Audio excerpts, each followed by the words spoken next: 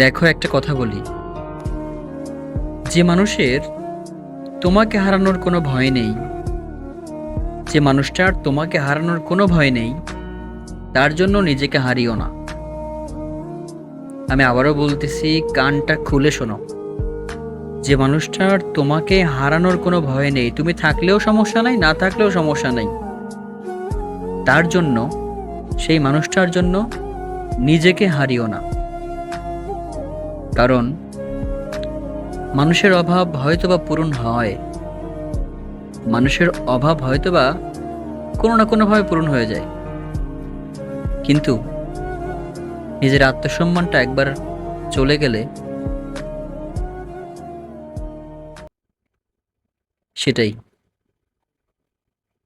তাই নিজেকে হারানোর কোনো দরকার নাই, নিজেকে হারানো যাবে না, কথা ফাইনাল। ভালো থাকো, কথাটা মাথায় রাখো। আমি গেলাম। এই যে দেখা মানুষ, একটু দাঁড়ান, একটু সময় হবে আপনার? বেশি কিছু না, অল্প একটু কথা বলবো। কেমন আছেন আপনি? ভালো আছেন নাকি মনটা খারাপ?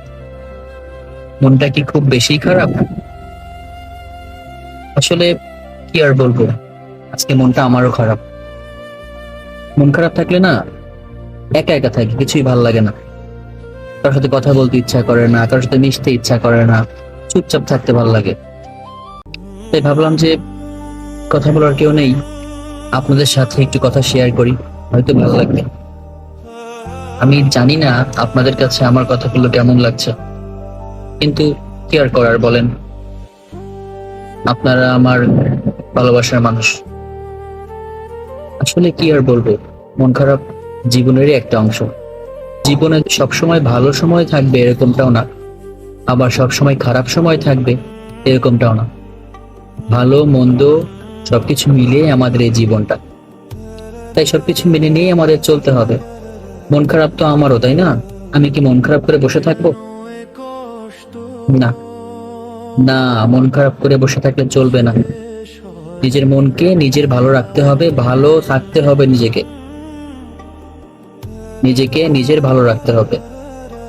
আর যখন থেকে নিজেকে নিজে ভালো রাখতে পারবেন, শিখে যাবেন, তখন থেকে দেখবেন আপনি একটু হলেও ভালো থাকবেন। অন্যের কথা, অন্য মানুষ আপনাকে আঘাত করতে পারবে না। বুঝতে পারছেন? তাই মন খারাপ হলে হতাশ হবেন না, ভেঙে পড়বেন না, ঠিক আছে? শক্তভাবে নিজের পাশে নিজেকে দাঁড় করান, একটাই রিকোয়েস্ট, ঠিক আছে? বুঝতে পারছেন? যাক, ভিডিওটা বেশি বড় হয়ে যাচ্ছে, আর বেশি কিছু বলতে চাচ্ছি না। সবাই ভালো থাকবেন, আর কি করবেন, নিজেকে ভালো রাখবেন। আমি আসি। আসসালামু আলাইকুম।